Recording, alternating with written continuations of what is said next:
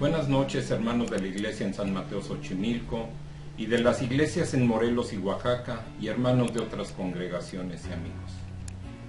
Es duro saber que algunos hermanos cercanos han partido con el Señor en estos días, pero sabemos que los tiempos y la voluntad de Dios son perfectos, por lo que con la fe puesta en sus promesas, estamos con gozo sabiendo que ellos han resultado privilegiados de estar ya en la presencia del Señor. Mientras alcanzamos la misma bendición que ellos, seguimos compartiendo su hermosa palabra.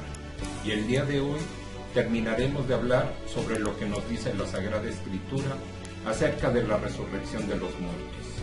Ahora, de los versículos 20 hasta el 58, el último de este capítulo 15 de la primera carta a los Corintios. Antes de iniciar, inclinemos nuestro rostro y cerremos nuestros ojos para orar al Señor y pedirle como siempre que Él nos guíe, dándonos la sabiduría que necesitamos todos para compartir y escudriñar su gloriosa palabra. Dios bendito y Padre Santo, estamos aquí, Señor, nuevamente delante de tu presencia, agradeciéndote primero y antes que todo, Señor, la oportunidad que tú nos das, Señor, de un día más de vida, de estar aquí, Señor, que has permitido que abramos nuestros ojos, y ahora, Señor, con el tiempo que tú nos dejas, Señor, para compartir tu hermosa palabra. Yo te pido, Señor, por la vida de mis hermanos, Señor, que tú, Señor, estés con ellos, que los cuides, que los guardes, bendito Padre, de toda enfermedad, de toda tribulación, de todo problema, Señor, que todo sea esto conforme a tu perfecta voluntad. Yo te pido, Señor, en el caso de las familias de aquellos que han partido a tu lado, bendito Padre, que tú seas con ellos dándole la resignación y la fortaleza para seguir adelante, Señor, sabiendo, bendito Padre, que tu palabra nos dice, Señor, que una vez, bendito Padre, que nosotros despertemos, estaremos ya por siempre al lado de nuestro Señor Jesucristo, dándole la gloria y la honra que solamente Él merece. Te pedimos, Señor, que tú permitas que yo mengue para que sea tu Espíritu Santo, bendito Dios, hablando a tu amada iglesia.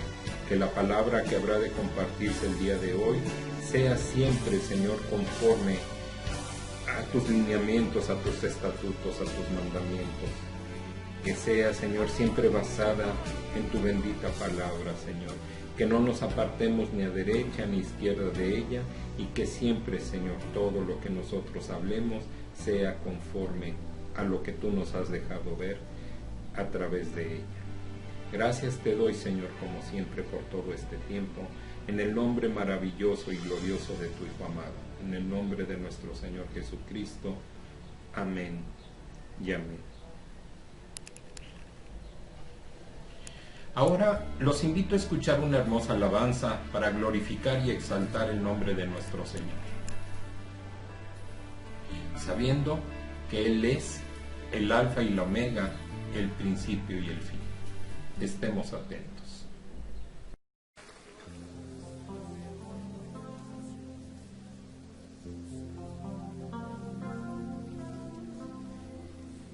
A ti, el alfa y la omega, el principio y el fin, y el gran yo soy, me rindo.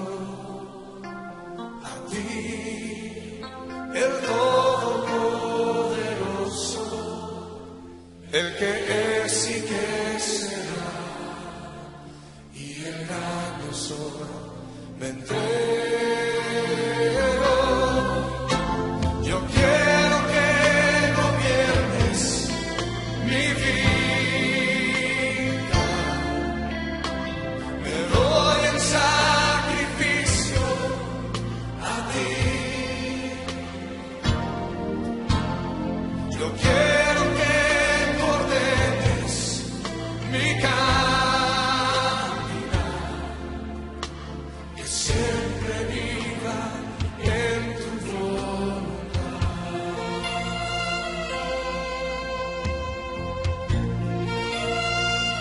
Y una vez más, a ti.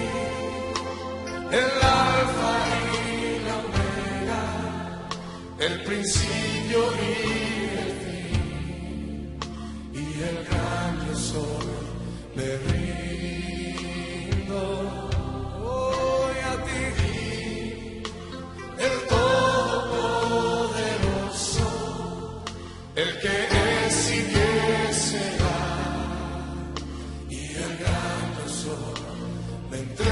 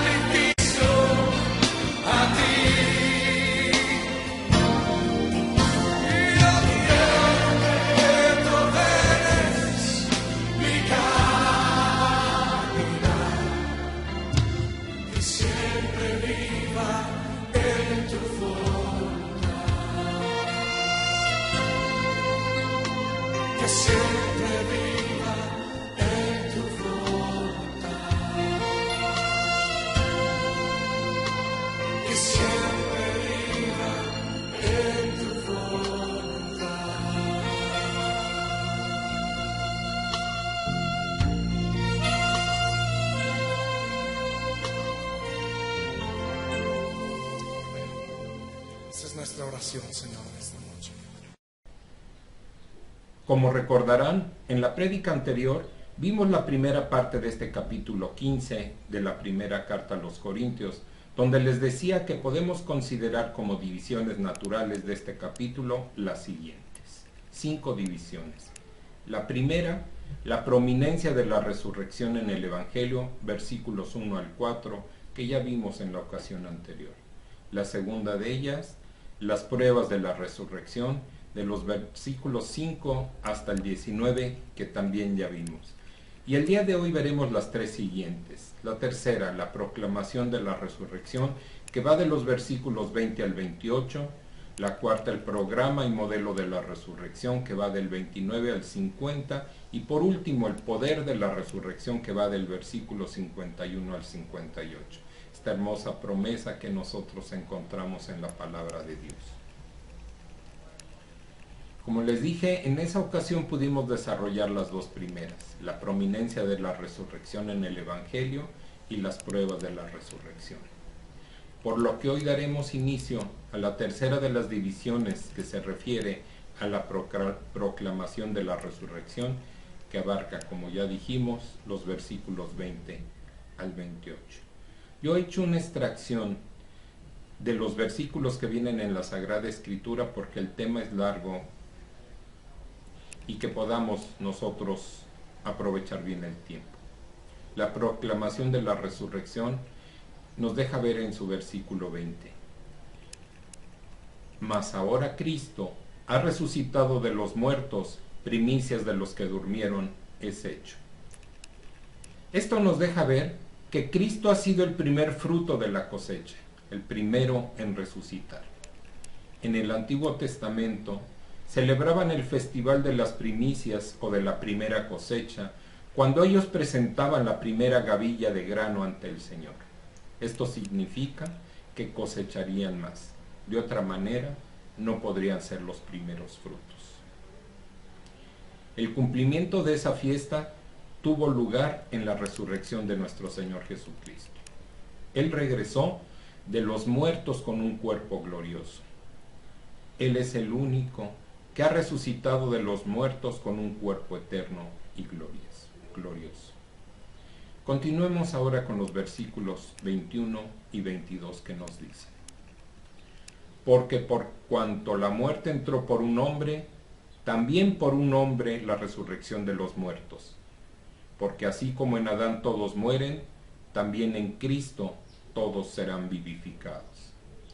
Después de la fiesta de las primicias, venía la fiesta de Pentecostés, que se celebraba unos 50 días después. Esa fiesta encontró un primer cumplimiento en el día de Pentecostés en el Nuevo Testamento, cuando comenzó su existencia la Iglesia. Pero su cumplimiento total culminará cuando Cristo venga a buscar a los suyos y ellos resucitarán para encontrarse con Él. Entonces tendrá lugar el verdadero Pentecostés.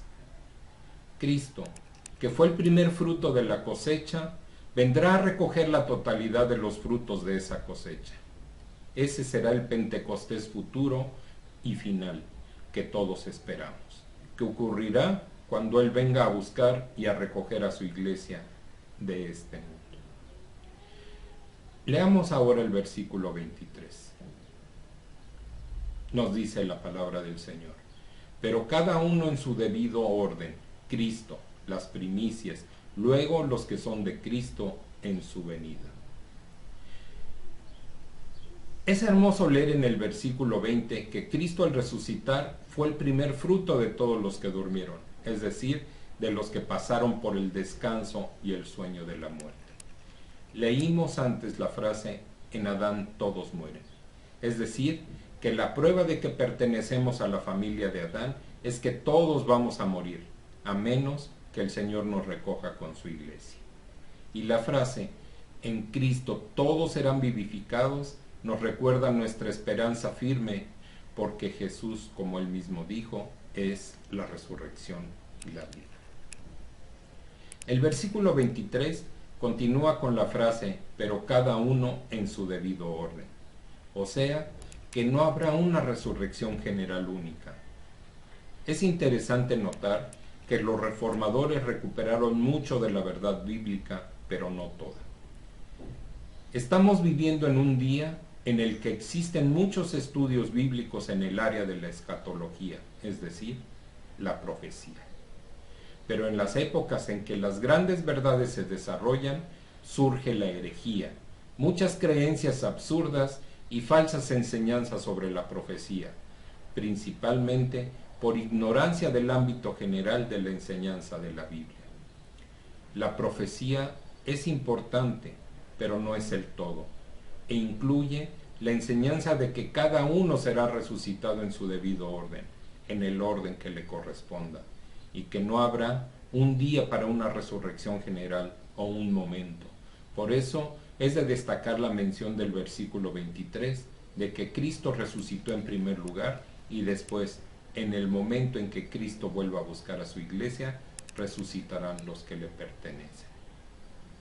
Dice el versículo 24: luego el fin, cuando entregue el reino al Dios y Padre, cuando haya suprimido todo dominio, toda autoridad y potencia. ¿El fin de qué? El fin de las edades. ¿Cómo finalizará esta era? Ya hemos visto en otros momentos que llegará una gran tribulación y luego será establecido un reino por 1000 años en la tierra.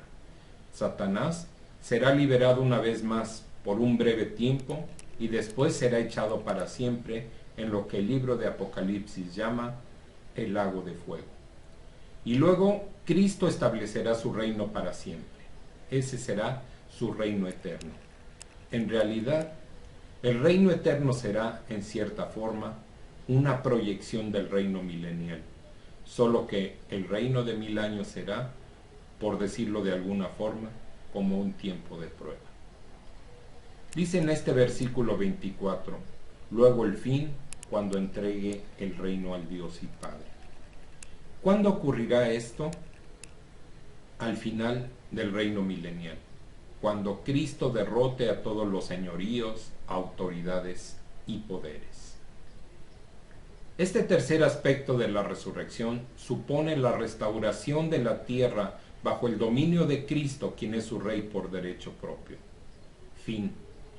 Puede referirse no solo a algo que ha terminado, sino a lo que haya quedado completo y cumplido a plenitud.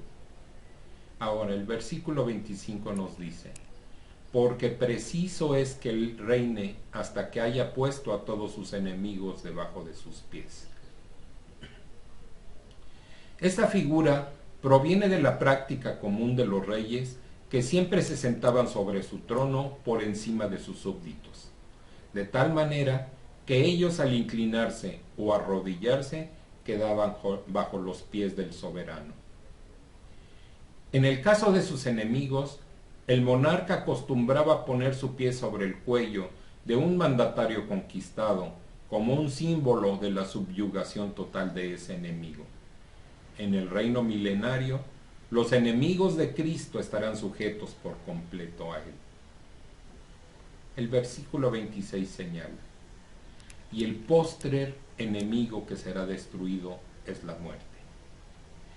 Cristo quebrantó en la cruz el poder de Satanás, quien detentaba el poder de la muerte, como nos lo deja ver Hebreos 2:14.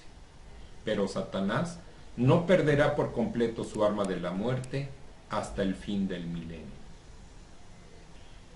Nos dice el versículo 27: porque todas las cosas las sujetó debajo de sus pies, y cuando dice que todas las cosas han sido sujetadas a él, claramente se exceptúa aquel que sujetó a él todas las cosas. En ese momento, tras haberse cumplido del todo la profecía del Salmo 8:6, Cristo entregará el reino a su Padre, y la gloria eterna que se señala en Apocalipsis 21 y 22 comenzará de manera irreversible. Para que no se malinterpretara la afirmación todas las cosas han sido sujetadas a él, Pablo aclara que Dios el Padre está exceptuado, porque el Padre es el que da su autoridad a Cristo y a quien el Hijo sirve a perfección. En el versículo 28 leemos: pero luego que todas las cosas le estén sujetas, entonces también el Hijo mismo se sujetará al que le sujetó a él todas las cosas, pero que Dios, para que Dios sea todo en todos. Está diciendo que cuando Cristo complete su reino milenial aquí en esta tierra y haya establecido su reino eterno, regresará a ocupar su lugar allí donde mora la divinidad, en los cielos, donde él se encontraba al principio. Y así, como finaliza el versículo, Dios será todo en todos. Leamos ahora el versículo 29, que inicia la cuarta división, que se titula, recordemos, el programa y modelo de la resurrección, y esto va del versículo 29, que vamos a leer a continuación, hasta el 50. Versículo 29. Nos dice la Santa Biblia: de otro modo, ¿qué harán los que se bautizan por los muertos, si en alguna manera los muertos resucitan? ¿Por qué, pues, se bautizan por los muertos?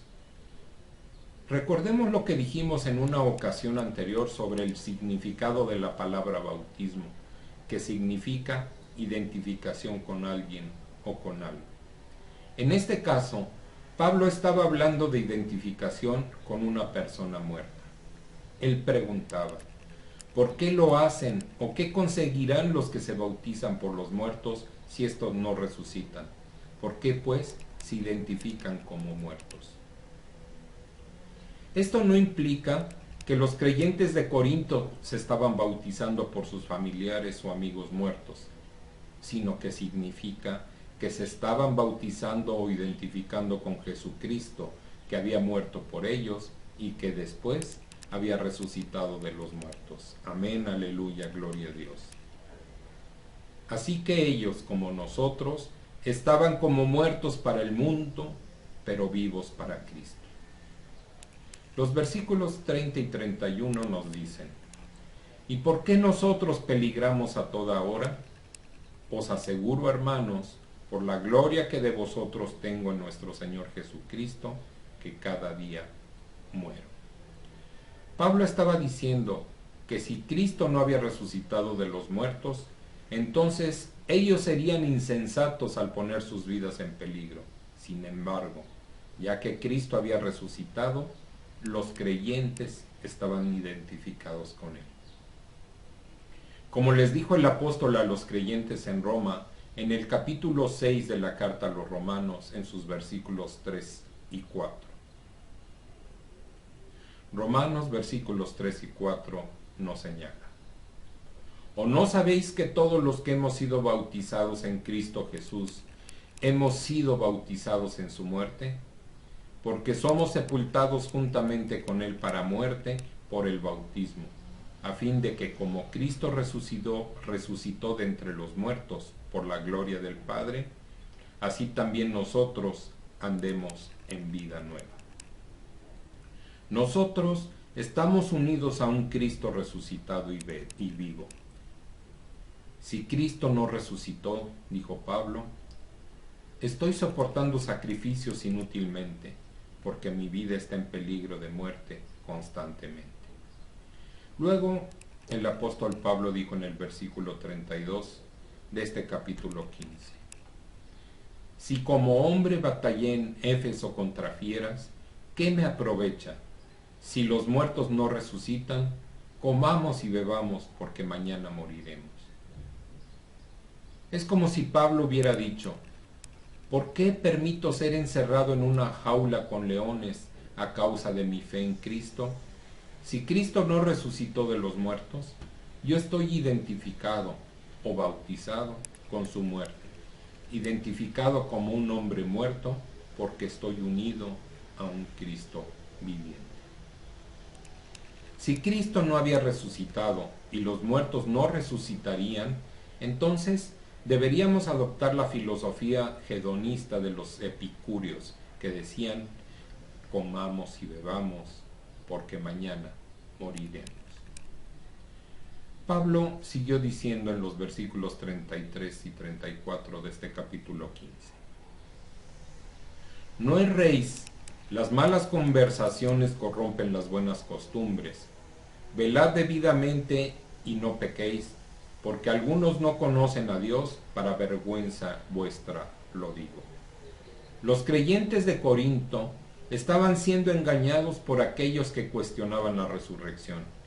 Estaban escuchando a quienes tenían mucho que decir, pero demostraban no tener conocimiento de Dios. El apóstol Pablo decía que si ellos recibían información errónea, actuarían mal, y les reprendió para que dejasen de pecar, porque sí habría una resurrección. El versículo 35 nos dice: Pero dirá alguno, ¿cómo resucitarán los muertos? ¿Con qué cuerpo vendrán? Los seres humanos han fracasado en distinguir la diferencia entre la resurrección del cuerpo y la inmortalidad del alma. Platón y Cicerón defendieron la inmortalidad del alma. El apóstol Pablo argumentó a favor de la resurrección del cuerpo, y los saduceos negaban cualquier resurrección, cualquier vida después de la muerte. Dice el versículo 36: Necio, lo que tú siembras no se vivifica si no muere antes. Pablo respondió aquí a la primera pregunta, el cómo. En una semilla sembrada hay disolución y continuidad. Producirá semillas que esencialmente son las mismas que aquella sembrada, pero aquella semilla ha muerto y se ha desintegrado. Así que la nueva semilla producida no será exactamente la misma que murió, será como aquella, pero no la misma semilla. O sea que en toda semilla sembrada hay una desintegración, y sin embargo hay también una continuidad. Leamos ahora el versículo 37. Y lo que siembras no es el cuerpo que ha de salir, sino el grano desnudo, ya sea de trigo o de otro grano. Aquí la ilustración fue la siembra de un grano. Cristo es el primer fruto de la cosecha, y después vendrán los demás. Por eso tenemos la esperanza del arrebatamiento de la iglesia, momento en el cual los creyentes que hayan muerto serán resucitados. Si algunos estuviéramos entonces con vida, seremos arrebatados y transformados. Gloria al Señor. Es que la semilla misma no producirá nuevo cuerpo, ni tampoco el sembrador, pero Dios lo proveerá. El versículo 38 señala: pero Dios le da el cuerpo como Él quiso, y a cada semilla su propio cuerpo. Una semilla que se planta en la tierra muere porque al descomponerse deja de existir en su forma de semilla, pero de la semilla que ha muerto brota vida, como explicó nuestro Señor Jesucristo en el Evangelio de San Juan, capítulo 12, versículo 24. Así como Dios da un cuerpo nuevo a la planta que surge de la semilla muerta, Él puede dar un cuerpo resucitado a la persona que muere. Veamos ahora qué nos dice el versículo 39. No toda carne es la misma carne, sino que una carne es la de los hombres, otra carne la de las bestias, otra la de los peces y otra la de las aves. La diferencia que existe entre un cuerpo muerto y el cuerpo resucitado es mayor que la diferencia que hay entre el hombre y las bestias, los peces y las aves. Pablo estaba diciendo que no todos los cuerpos eran iguales. Leamos entonces los versículos 40 y 41. Y hay cuerpos celestiales y cuerpos terrenales, pero una es la gloria de los celestiales y otra la de los terrenales. Una es la gloria del sol, otra la gloria de la luna y otra la gloria de las estrellas, pues una estrella es diferente de otra en gloria.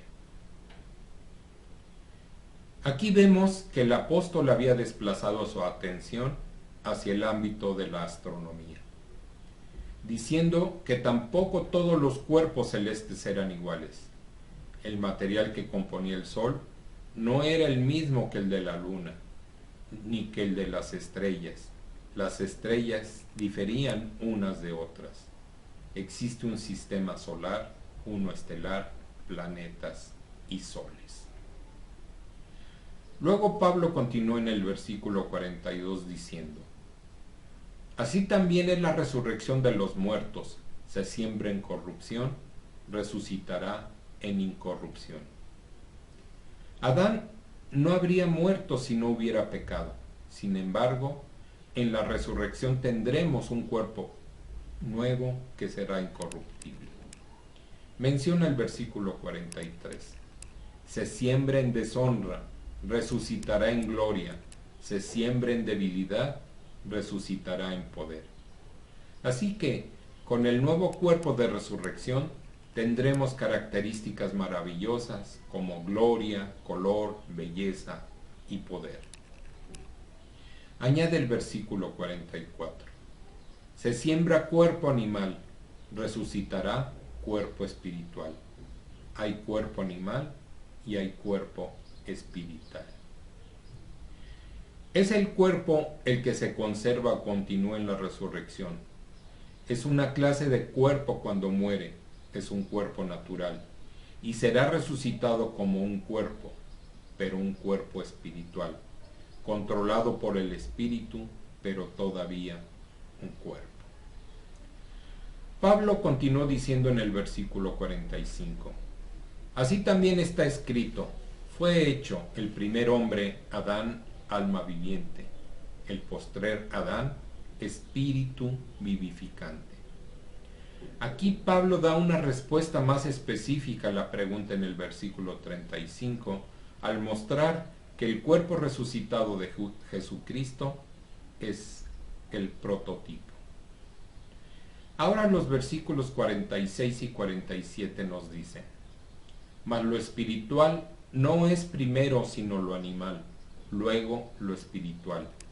El primer hombre es de la tierra terrenal, el segundo hombre, que es el Señor, es del cielo. Repito, versículo 47. El primer hombre es de la tierra terrenal, El segundo hombre, que es el Señor, es del cielo. Se dice en el versículo 47 que el primer hombre es de la tierra, terrenal. La palabra aquí utilizada es koikus, o sea, tierra, barro. Hoy en día escuchamos hablar mucho de la ecología. ¿Y quién es el que produce el deterioro en esta tierra, en sus recursos naturales, en sus reservas químicas y biológicas que son vitales para la supervivencia? El hombre. Porque el hombre ha sido formado de la tierra, procede de la tierra, y todos los residuos que deja el hombre por su propia naturaleza podrían calificarse como basura y desperdicios. Él es el que llena los cubos y vertederos, de basura. Pero el segundo hombre es el Señor del cielo.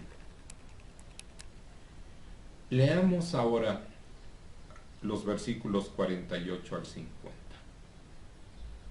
Cual el terrenal, tales también los terrenales, y cual el celestial, tales también los celestiales. Y así como hemos traído la imagen del terrenal, traeremos también la imagen del celestial. Pero esto digo, hermanos, que la carne y la sangre no pueden heredar el reino de Dios, ni la corrupción hereda la incorrupción. Nosotros somos todos terrenales, procedemos de Adán y esa es nuestra condición.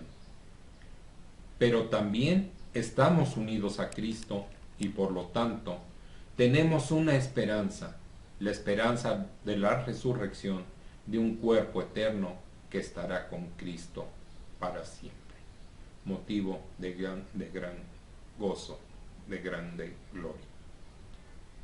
En la actualidad llevamos la imagen de lo terrenal, pero aguardamos con expectativa el día en que llevaremos la imagen de lo celestial. Aquí se dice que cuerpos de carne y hueso no pueden tener parte en el reino de Dios. Podemos entonces alegrarnos de que nuestros cuerpos actuales no irán al cielo,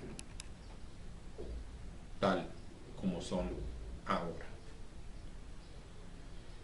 Dios no se va a ocupar de reparar los defectos o debilidades actuales de nuestros cuerpos, porque la corrupción no puede tener parte con la incorrupción.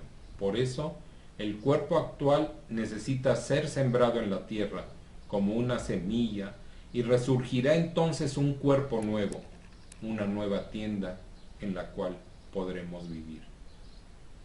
Él es el creador de la vida y del cuerpo, y ciertamente puede formar otro cuerpo como el que desapareció en la muerte. Él es Dios y puede reunir los elementos que forman el cuerpo del polvo de la tierra, de las cenizas, o puede incluso utilizar nueva materia para hacer un nuevo cuerpo que mantenga la misma identidad del anterior. La primera herejía que surgió en la Iglesia fue la negación de la resurrección corporal de Cristo. Pablo expuso la verdad de la resurrección, habló en contra de las tres filosofías principales de su tiempo. El estoicismo decía que en el momento de la muerte el alma se fundía con la deidad, se unía a ella y que tenía lugar una destrucción del alma. Pablo dijo que nuestros cuerpos resucitarían. El epicureísmo dijo que no había existencia alguna tras la muerte. Aquí el apóstol Pablo señaló que Jesucristo resucitó de los muertos y que también nuestros cuerpos resucitarán. Finalmente, el platonismo creyó en la inmortalidad del alma, pero negó la resurrección corporal. Y frente a esto, Pablo dijo que nuestros cuerpos físicos resurgirán a la vida como cuerpos espirituales. Llegamos ahora a la última división de este capítulo 15 de la primera carta a los Corintios, que se denominó el poder de la resurrección. Un pasaje de la Sagrada Escritura muy hermoso. Leamos qué nos dice el versículo 51. He aquí os digo un misterio. No todos dormiremos, pero todos seremos transformados. ¿Qué es un misterio? Es algo que no se había revelado en el Antiguo Testamento, pero que ahora se revela en el Nuevo Testamento. Es algo que no podemos aprender ni por la vista ni por el oído. Es algo en lo cual los seres humanos ni siquiera habían pensado o imaginado. Se trata de un hecho que debe ser revelado por Dios. Como bien dice este versículo, no todos vamos o van a pasar por las puertas de la muerte, pero todos seremos transformados, ya sea que muramos o no, de todas formas vamos a ser transformados. Continuamos leyendo el versículo 52. En un momento, en un abrir y cerrar de ojos, a la final trompeta, porque se tocará la trompeta, y los muertos serán resucitados incorruptibles, y nosotros seremos transformados. En un momento, dice aquí. Eso expresa la partícula más pequeña del tiempo. La palabra de donde viene es atomao. De ahí nosotros hemos formado la palabra átomo. Los científicos se equivocaron en forma cuando llamaron a esa partícula átomo, porque ellos pensaron que habían encontrado la partícula más pequeña de la materia. Y ahora los mismos científicos pueden dividir el átomo en muchas partes. Dijo Pablo que seríamos transformados en un abrir y cerrar de ojos. ¿Cuánto dura este momento? ¿Es el instante en que el párpado baja o sube? Bueno, simplemente significa que todo ocurrirá en un momento, rápidamente, en una fracción de segundo. Así que, en ese momento, en ese periodo de tiempo, uno no podría decir, aquí viene, o Él está aquí. Sin que nos demos cuenta, seremos arrebatados. Y el apóstol Pablo añadió, a la final trompeta. La trompeta será el sonido de su voz. Juan dijo en el primer capítulo de Apocalipsis, versículo 10, oí detrás de mí una gran voz como de trompeta. ¿Y de quién era? Era de nuestro Señor Jesucristo. En su último llamado a la humanidad, Él llamará a los muertos para que regresen a la vida. Recordemos que, como leímos en Juan 11:43, cuando nuestro Señor Jesucristo estaba en esta tierra, levantó a Lázaro de entre los muertos diciéndole, Lázaro, ven fuera.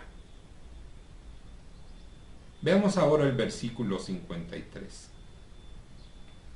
Porque es necesario que esto corruptible se vista de incorrupción y esto mortal se vista de inmortalidad.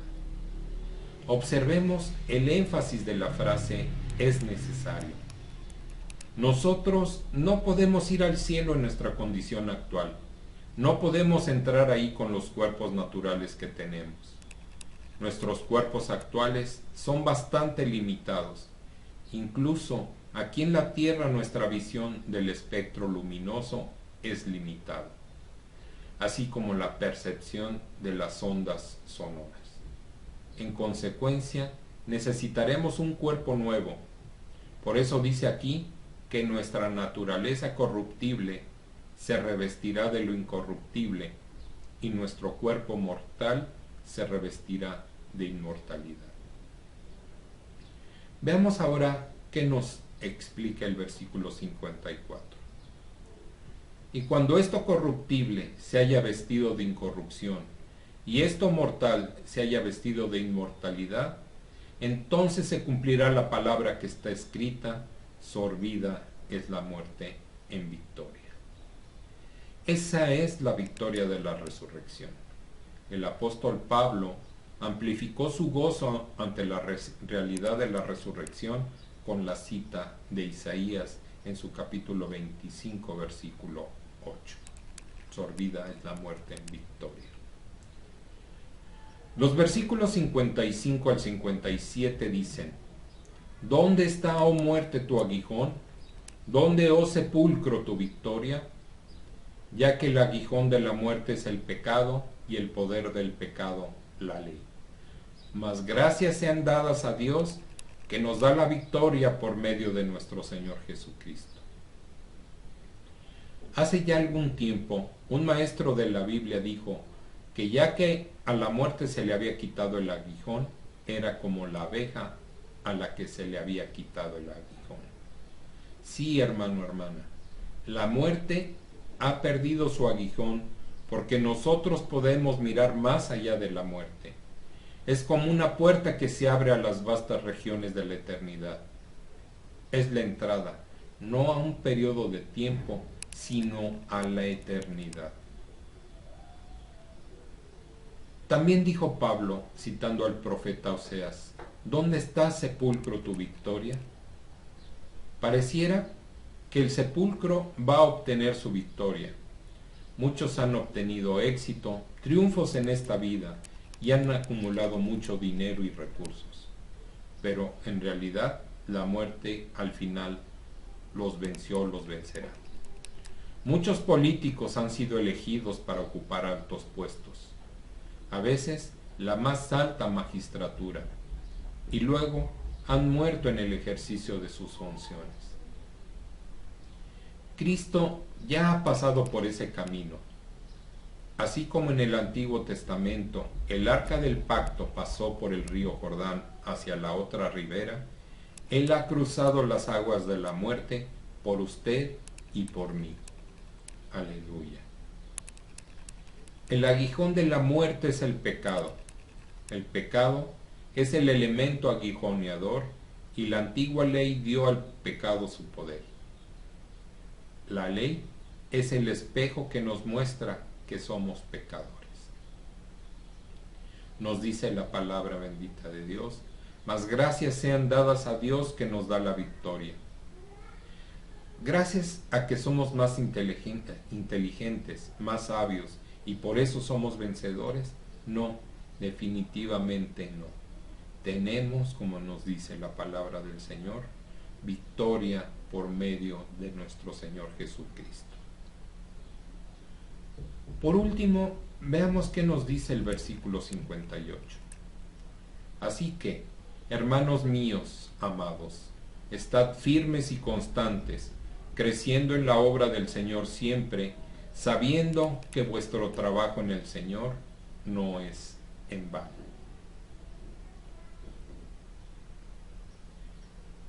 Hermano, hermana, hemos sido llamados a la comunión con nuestro Señor Jesucristo, y Pablo ya nos lo había dicho antes en esta epístola, que todas las cosas son nuestras. Él había dicho que Pablo, Apolos y Cefas, y también el mundo, la vida y la muerte, las cosas presentes y las futuras, son nuestras, y que nosotros pertenecemos a Cristo. La muerte es nuestra porque tenemos a aquel que ha triunfado sobre la muerte. Las cosas del tiempo presente, las cosas que vendrán más adelante en el futuro, todas esas son nuestras. Por lo tanto, podemos decir con verdadera convicción que somos más que vencedores por medio de aquel que nos amó.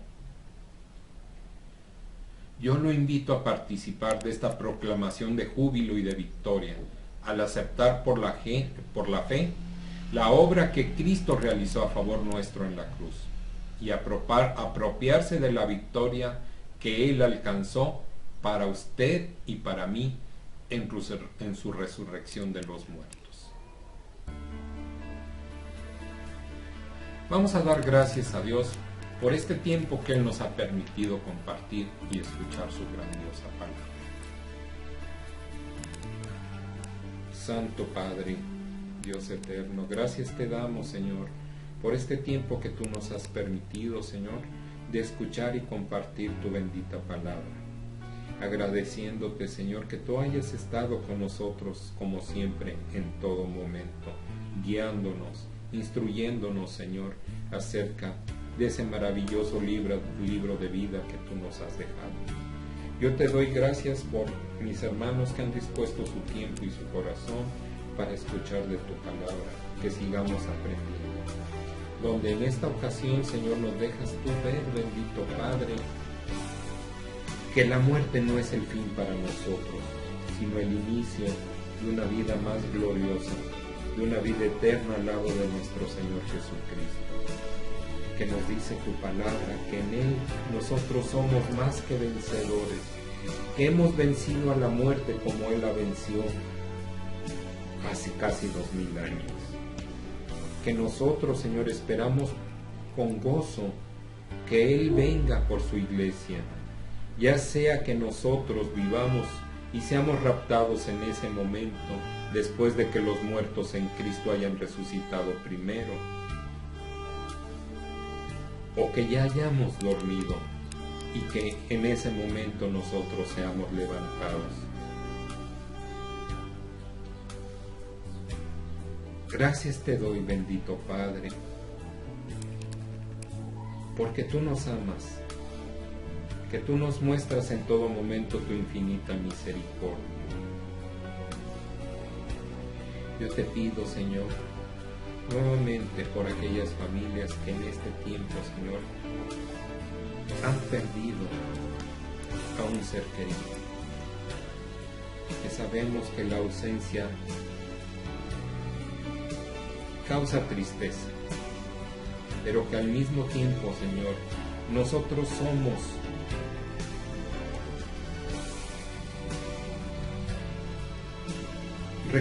reconocedores de tu palabra, que tenemos fe, Señor, en lo que tú nos has dicho y nos has dejado ver en ella, y sabiendo que estas personas, estos hermanos que han partido, están en la gloria eterna. Yo te pido, Señor, que tú alejes de cada uno de nosotros el temor a ese momento, que muchas veces se presenta porque aparentemente desconocemos qué es lo que pasa después, pero tu palabra nos deja ver claramente que nosotros estaremos finalmente gozando de una gloria eterna, de estar dándote la gloria y la honra por siempre. Gracias, bendito Padre, te damos por todo esto, por lo que tú nos enseñas y nos dejas ver a través de tu maravillosa palabra.